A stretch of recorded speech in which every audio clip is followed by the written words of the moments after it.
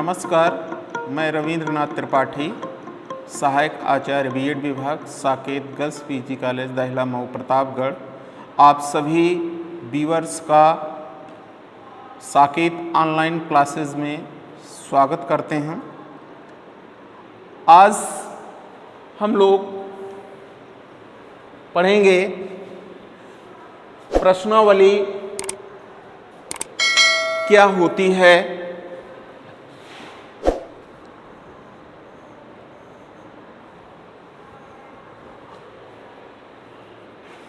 और प्रश्नावली की परिभाषा, एक अच्छी प्रश्नावली की कौन कौन सी विशेषताएं होती हैं, प्रश्नावली में कौन से गुण निहित होते हैं, प्रश्नावली में कौन से दोष होते हैं।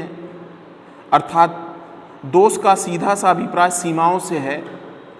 कहने का मतलब कि जो हमारी क्वेश्चनायर होती है उसकी कौन कौन सी लिमिटेशन है, कौन कौन सी सीमाएं हैं जो उसकी प्रभावशीलता को संकीर्ण बना देती हैं, क्षीण बना देती हैं। इन सब बिंदुओं पर आज की क्लास में चर्चा की जाएगी।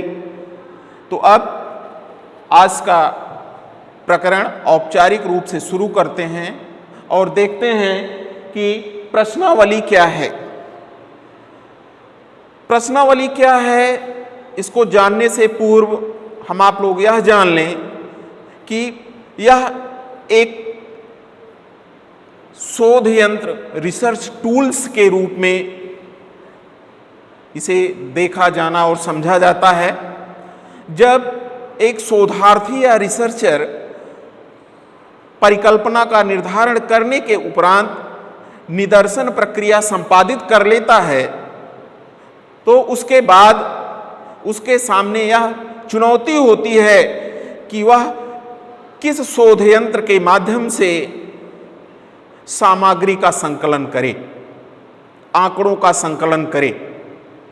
ऐसे में अनेक शोध उपकरण विकल्प के रूप में उसके सामने आते हैं, जिसमें क्वेश्चनायर, जिसको आप प्रश्नावली कहते हैं, अनुसूचियां, साक्षात्कार, अवलोकन, परीक्षण, इस तरीके के अनेक टूल्स विकल्प के रूप में उसके सामने मौजूद होते हैं और वह सामग्री, संग्रहित की जाने वाली सामग्री की तासीर प्रकृति के अनुरूप यंत्रों को चयनित करता है, यंत्रों को चुनता है और उसी के माध्यम से सामग्री का संकलन करता है, जिसका विश्लेषण करके निष्कर्ष निकाले जाते हैं।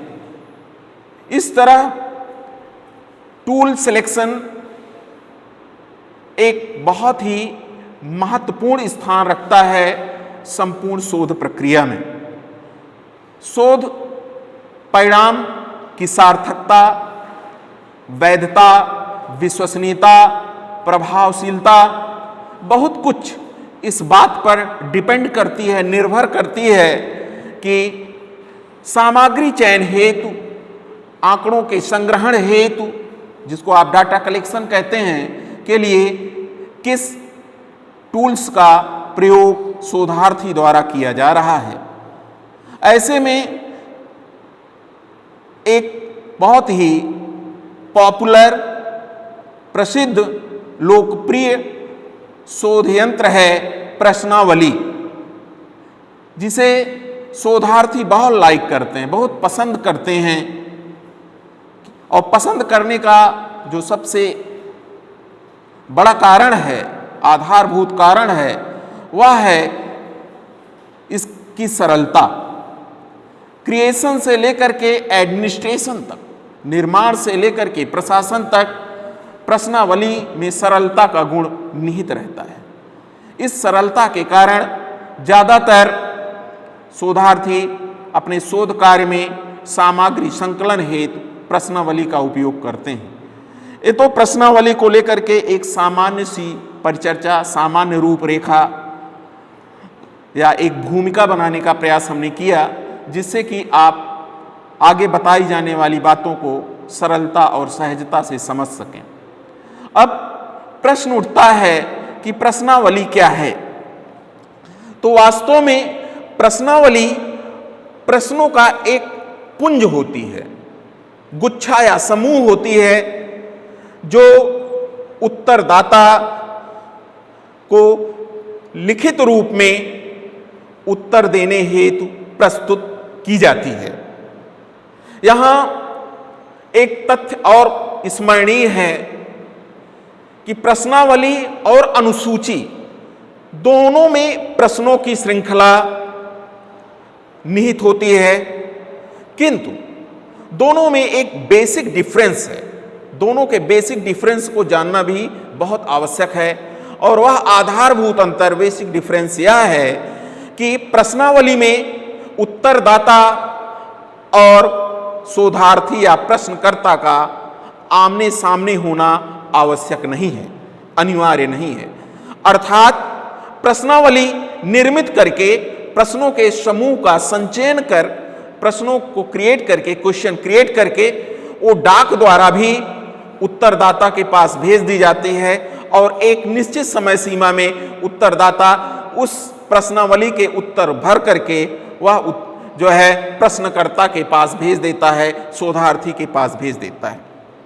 किंतु अनुसूची में प्रश्नकर्ता, प्रश्न पूछने वाला या शोधार्थी और उत्तरदाता जो हमारे निदर्शन का भाग है, उसका आमने सामने होना नितांत आवश्यक है, अपरिहार्य है, अनिवार्य है। इस अंतर को समझ लेने के बाद अब कम से कम यह भ्रम आपका अवश्य समाप्त हो जाना चाहिए कि अनुसूची और प्रश्नावली दोनों में प्रश्नों का गुच्छा होता है, प्रश्नों का समूह होता है, प्रश्नों का गुलदस्ता होता है, लेकिन प्रश्न पूछने का तरीका अलग अलग होता है। एक में प्रश्नकर्ता का उत्तरदाता के साथ प्रत्यक्ष होना अनिवार्य है, जबकि प्रश्नावली में उत्तरदाता का प्रश्नकर्ता से प्रत्यक्ष संबंध होना अनिवार्य नहीं है। प्रश्नावली को विभिन्न शोध विज्ञानियों ने अपने अपने शब्दों में परिभाषित किया है कि प्रश्नावली क्या है।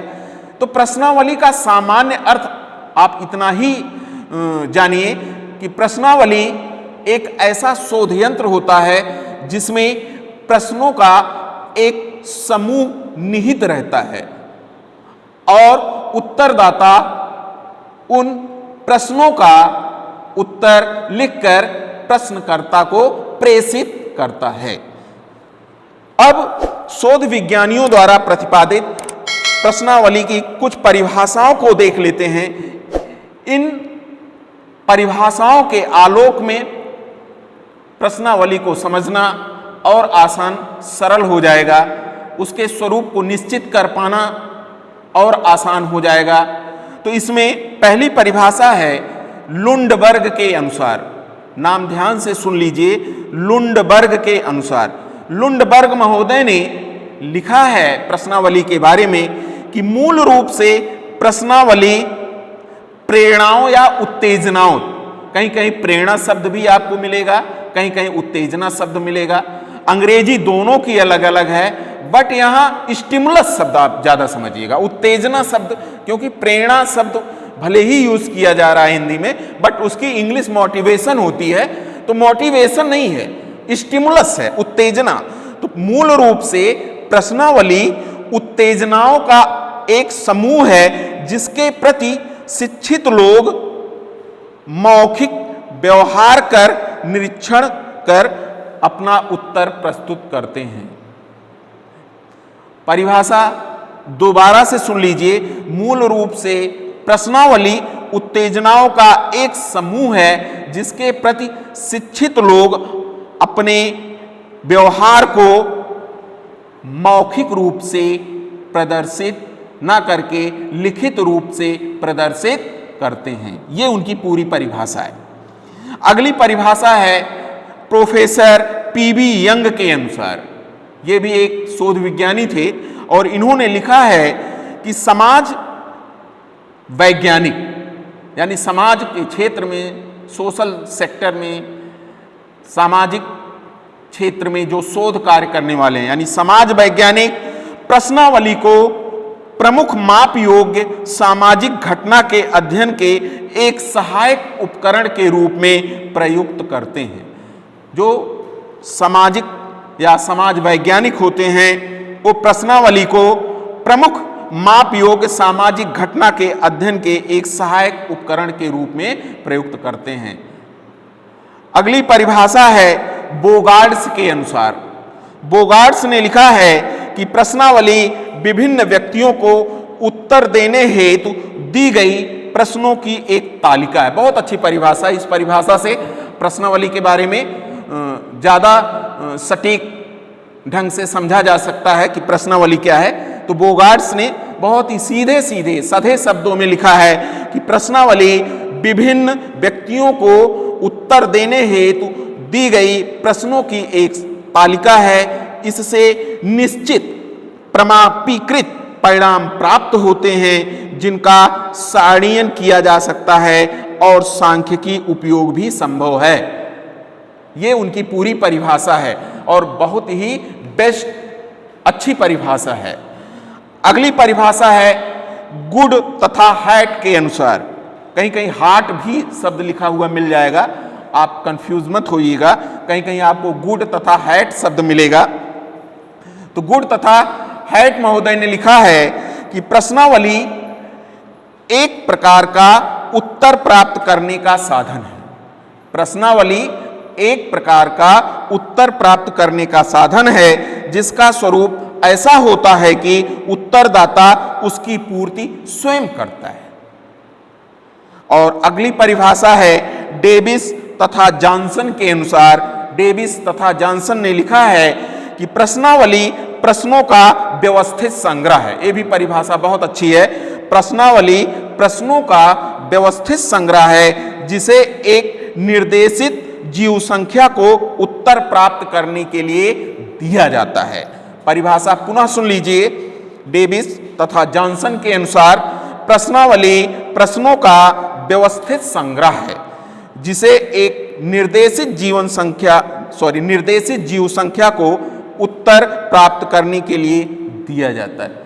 अगर इन सब परिभाषाओं का विश्लेषण किया जाए तो सारांश रूप में कहा जा सकता है कि प्रश्नावली प्रश्नों का एक संचय है, प्रश्नों का एक व्यवस्थित स्वरूप है जिसे एक निर्देशित या निश्चित जीव संख्या को दिया जाता है, उससे उत्तर प्राप्त किया जाता है। उन उत्तरों का विश्लेषण सांख्यिकीय विधियों से करके निष्कर्ष निकाला जाता है। ये तो बात हो गई प्रश्नावली क्या है। अब आगे बढ़ते हैं और जो इस प्रकरण का दूसरा महत्वपूर्ण पड़ाव या बिंदु है जिसे हम आप लोगों को समझना नितांत आवश्यक है परीक्षा की दृष्टि से भी, क्योंकि परीक्षा में ये प्रश्न बार बार पूछा गया है कि एक अच्छी प्रश्नावली की विशेषताएं बताइए कि एक अच्छी प्रश्नावली में कौन कौन सी विशेषताएं निहित होती हैं किस। अब इन्हीं विशेषताओं को देख करके ही एक अच्छी प्रश्नावली के स्वरूप का निर्धारण किया जा सकता है। अब जिस भी प्रश्नावली में ये विशेषताएं मौजूद होंगी, अस्तित्व में होंगी, वो प्रश्नावली उत्तम प्रश्नावली मानी जाएगी। तो प्रश्न ऐसे भी आ सकता है कि उत्तम प्रश्नावली या एक अच्छी प्रश्नावली की विशेषताओं का उल्लेख कीजिए, वर्णन कीजिए। तो इसका उत्तर इन बिंदुओं के अंतर्गत सरलता से दिया जा सकता है। तो इसमें जो पहली विशेषता है एक अच्छी प्रश्नावली की, वह है एक अच्छी प्रश्नावली के साथ मुखपत्र दिया जाता है। मुखपत्र का मतलब मुख पृष्ठ से है, जो ऊपर वाला पृष्ठ होता है उसे आकर्षक तरीके से प्रश्नावली के साथ ही जो है उसकी भी छपाई की जाती है, जिससे मुखपत्र रहने से प्रश्नावली का जो स्वरूप होता है, भौतिक स्वरूप होता है, जो उसका फिजिकल स्ट्रक्चर होता है क्वेश्चनर का, वो बड़ा अट्रैक्टिव बन जाता है। अगर वैसे ही सादा या सिंपल ढंग से प्रश्नावली जिसमें मुखपत्र ना हो, उसे बहुत अच्छा नहीं माना जा सकता, क्योंकि वो अट्रैक्टिव नहीं होती, आकर्षक नहीं होती। आकर्षण उत्पन्न करने के लिए और इसके साथ ही मुखपत्र पर ही प्रश्नावली से संबंधित कुछ बातों का भी उल्लेख कर दिया जाता है जो उत्तरदाता को और आकर्षित करती हैं और उत्तरदाता उत्तर देने के लिए प्रेरित होता है। दूसरी विशेषता है प्रश्नावली में समुचित निर्देश दिए जाने चाहिए या दिए रहते हैं। एक अच्छी प्रश्नावली उसे ही माना जा सकता है जिसमें प्रश्न हल करने संबंधी संपूर्ण निर्देश लिखित रूप में अच्छे ढंग से दिए रहते हैं। अगर निर्देश नहीं दिए गए हैं, निर्देशों का अभाव है, तो निश्चित मान करके चलिए उत्तरदाता को कई तरह की परेशानियों का सामना करना पड़ जाता है और उत्तरदाता बिना उत्तर दिए जो है प्रश्नावली बंद कर देता है, क्योंकि उसके सामने कोई बाध्यता नहीं होती है कि वो प्रश्नों का उत्तर दे ही। वो उसकी इच्छा और स्वेच्छा पर डिपेंड करता है, शोधार्थी उसको बाध्य नहीं कर सकता। अब शोधार्थी को साइकोलॉजिकली मोटिवेट करना है जो है उत्तरदाता को, उत्तर प्रदाता को, कि वो ज्यादा से ज्यादा प्रश्नों का उत्तर दे।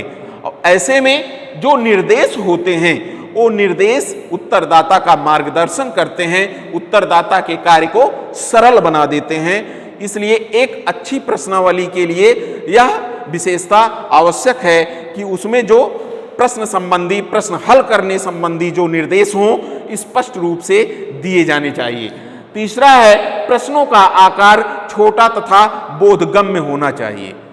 वेरी इंपॉर्टेंट, यानी जो क्वेश्चनायर में क्वेश्चन हो वो बहुत लेंदी ना हो, बहुत बड़े ना हो, अपितु उनका स्वरूप संक्षिप्त हो, प्रश्न का आकार छोटा हो और जो प्रश्नों की शब्दावली हो, जो प्रश्नों की भाषा हो वो बोधपरक हो, बोधगम्य हो, समझने योग्य हो।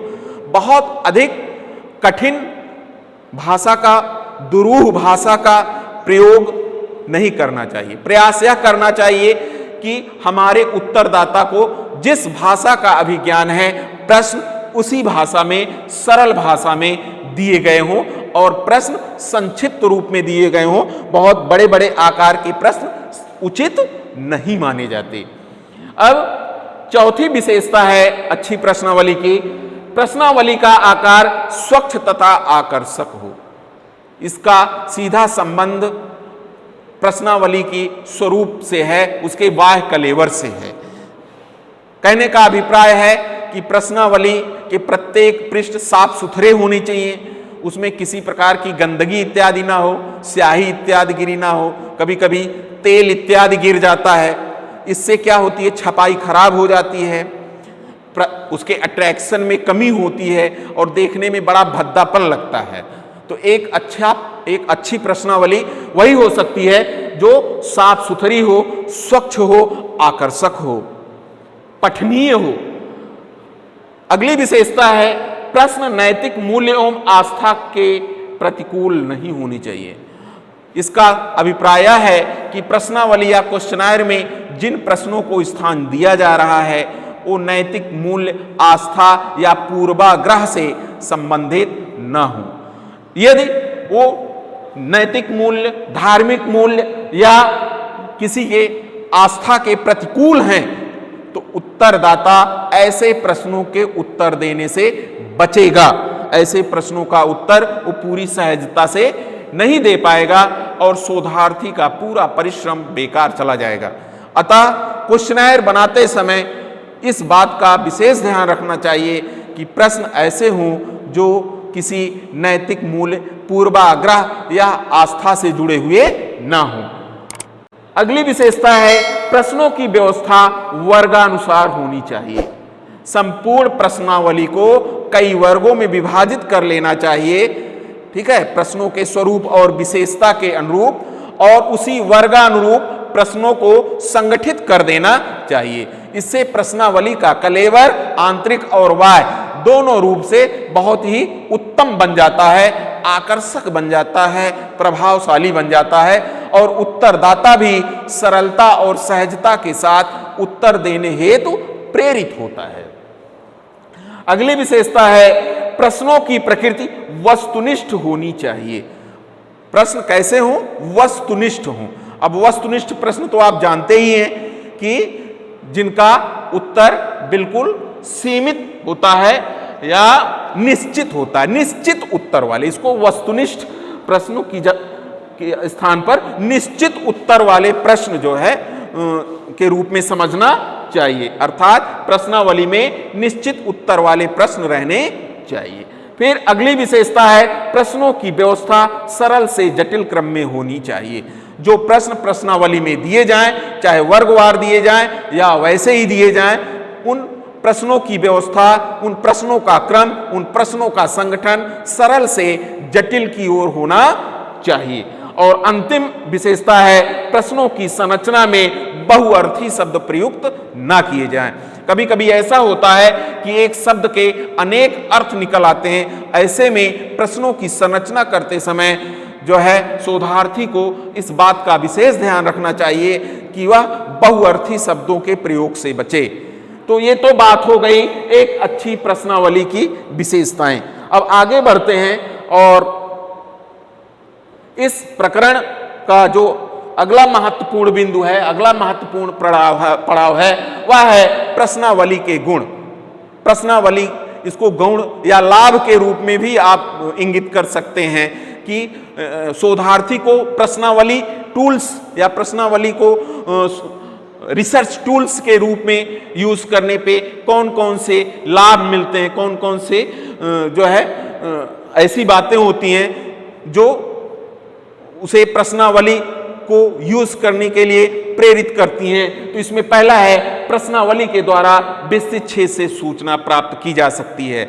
इसका सीधा संबंध वही जो उत्तरदाता और प्रश्नकर्ता के संबंध से जोड़कर के इसको आप क्लियर करिएगा कि चूंकि इसमें उत्तरदाता और प्रश्नकर्ता का प्रत्यक्ष संबंध होना अनिवार्य नहीं है, इसलिए बहुत विस्तृत क्षेत्र में भी अगर उत्तरदाता फैले हुए हैं तो आसानी से उनके यहाँ तक जो है प्रश्नावली पहुंचा करके उनसे उत्तर लिया जा सकता है। दूसरा है गोपनीयता की रक्षा करते हुए सूचना प्राप्त की जा सकती है। इसमें गोपनीयता भंग नहीं होती है, पूरी गोपनीयता के साथ सूचनाओं को संग्रहित किया जा सकता है। अगला है पर्याप्त समय मिलने से उत्तरदाता सोच समझकर उत्तर देते हैं, अर्थात प्रश्नावली उनके घर पहुंच गई है और खूब समय उनके पास होता है और उस खूब अधिक समय का उपयोग वो सोच विचार करके उत्तर देने में करते हैं। अगली विशेषता है साक्षात्कार के दोषों से बचाव होता है। साक्षात्कार के दोष जो होते हैं उन दोषों से प्रश्नावली जो है बचाव करती है। जैसे साक्षात्कार का सबसे बड़ा दोष क्या होता है? साक्षात्कार बड़ा आत्मनिष्ठ होता है, सब्जेक्टिव होता है, जबकि प्रश्नावली क्या होती है? ऑब्जेक्टिव होती है, वस्तुनिष्ठ होती है। इसको इस रूप में आप समझ सकते हैं। फिर है इसकी छपाई आदि आकर्षक होती है। क्वेश्चनायर अन्य टूल्स की तुलना में ज्यादा आकर्षक होती हैं, अट्रैक्टिव होती हैं, जो उत्तरदाता को उत्तर देने के लिए मोटिवेट करती हैं। अगला है प्रश्नों का क्रम सुगम तथा सामान्य से विशिष्ट की ओर होता है। यानी जो प्रश्न की संरचना होती है, प्रश्नों का जो संगठन होता है, प्रश्नों को रखने का जो तरीका होता है, बड़ा ही साइकोलॉजिकल होता है, ठीक है, बड़ा ही वैज्ञानिक ढंग से सरल से जटिल के क्रम में प्रश्नों को संजोया जाता है। इससे भी उत्तरदाता उत्तर देने के लिए जो है प्रेरित होता है। अगला गुण जो है प्रश्न ऐसे होते हैं जिससे उत्तरदाता क्षुब्ध ना होते। यानी जो प्रश्नकर्ता होता है, शोधार्थी होता है, वो ऐसे प्रश्नों को कदापि क्वेश्चनायर में नहीं रखता जिससे उत्तरदाता क्षुब्ध या दुखी हो, पहले से ही उन प्रश्नों को हटा लेता है। प्रश्नावली से प्राप्त उत्तरों की व्याख्या व्यवस्थापन सुविधाजनक होता है। प्रश्नावली से जो उत्तर मिलता है उस उत्तर की सांख्यिकीय व्याख्या की जा सकती है, उनका व्यवस्थापन, सारणीयन, वर्गीकरण आसानी से, सरलता से किया जा सकता है। अगला है अच्छी प्रश्नावली विश्वसनीय व वैध होती है।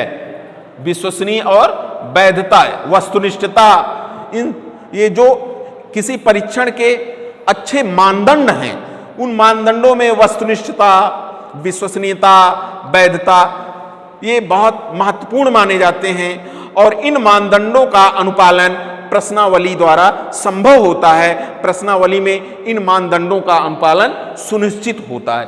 तो ये कुछ प्रश्नावली के महत्वपूर्ण गुण हो गए, ठीक है, प्रश्नावली के लाभ हो गए, मेरिट्स हैं। अब डिमेरिट की चर्चा की जाती है, लिमिटेशन की चर्चा कर लेते हैं, लिमिटेशन की चर्चा कर लेते हैं। और जो प्रश्नावली के लिमिटेशन है, प्रश्नावली के जो दोष हैं, डिमेरिट्स है, उसमें पहला है बहुधा प्रश्नावली काफी विस्तृत होती है। प्रश्नावली का ये बहुत ही सर्वव्यापी अवगुण है कि उसका स्वरूप और आकार बड़ा हो जाता है। दूसरा है प्रश्नावली की शब्दावली भ्रमपूर्ण होती है। कभी कभी प्रश्नों की संख्या अधिक होने के साथ साथ जो प्रश्नों की भाषा होती है वो भी भ्रमपूर्ण रहती है, जिससे उत्तरदाता को उत्तर देने में कठिनाई होती है, असहजता महसूस होती है। फिर है अधिकांश प्रश्न वस्तुनिष्ठ नहीं होते। कभी कभी जो है शोधार्थी वस्तुनिष्ठ प्रश्नों के साथ ऐसे प्रश्न भी उसमें डाल देता है जिसमें वस्तुनिष्ठता का अभाव होता है। यह भी एक अवगुण है। प्रश्नों की छपाई ठीक से नहीं होती। प्रश्नों के अंकन में, प्रश्नों के प्रस्तुतिकरण में, छपाई में जो है त्रुटियां होती हैं। इससे भी उत्तरदाता को उत्तर देने में कठिनाई होती है। यह भी एक प्रश्नावली का अवगुण है। फिर अगला है प्रश्नों में व्यापकता का अभाव होता है। क्योंकि प्रश्न बहुत संक्षिप्त होते हैं इसलिए उसमें व्यापकता का अभाव पाया जाता है और उत्तरदाता सही मायने में अपने विचारों को प्रस्तुत नहीं कर पाते हैं। फिर है उत्तर का अंकन मूल्यांकन कठिन होता है। उत्तर का अंकन और मूल्यांकन प्रश्नावली के माध्यम से जो आंकड़े कलेक्ट किए जाते हैं उनका मूल्यांकन और प्रस्तुतिकरण शोधार्थी के लिए बहुत चुनौतीपूर्ण और कठिन होता है।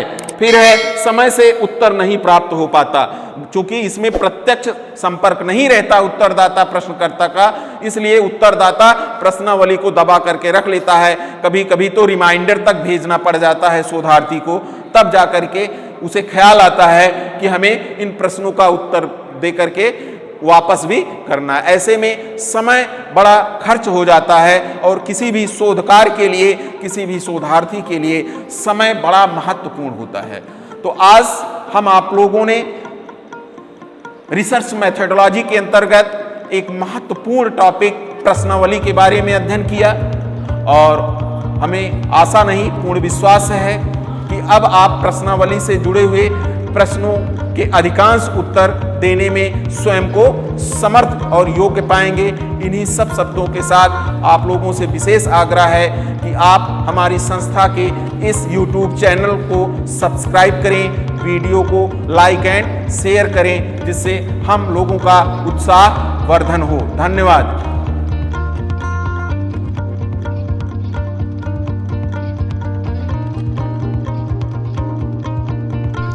इस वीडियो को अपने दोस्तों के साथ ज़रूर शेयर कीजिए।